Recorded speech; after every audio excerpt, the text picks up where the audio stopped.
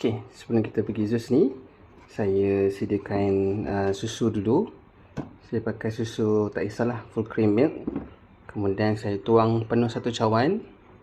Saya letak dalam saya punya flask ni. Kemudian saya ada caramel. Saya letak dalam 10 ml.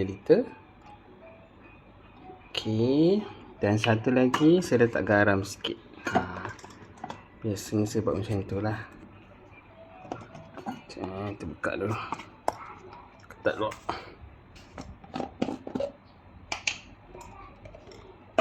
Okey, garam ni sikit saja. Kita tak perlu banyak-banyak. Sikit je.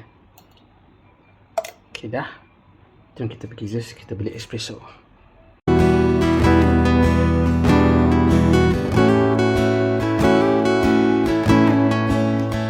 Okay, dah dapat dah. Ni espresso dia.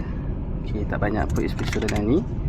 Dan kita campurkan je dalam kita punya ni lah.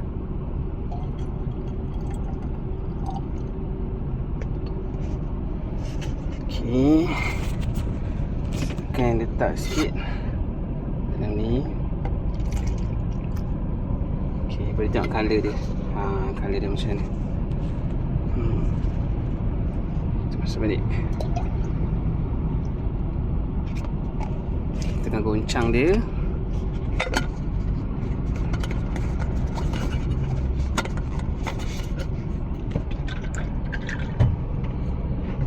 Jom kita rasa.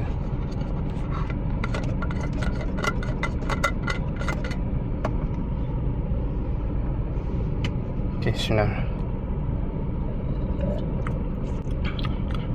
Rasa dia memang sedap. Okay, boleh cuba benda yang sama juga. Memang best. Tengok colour dia. Tak cerot pun. Okay, selamat mencuba. Jangan lupa follow ya. Terima kasih. Assalamualaikum.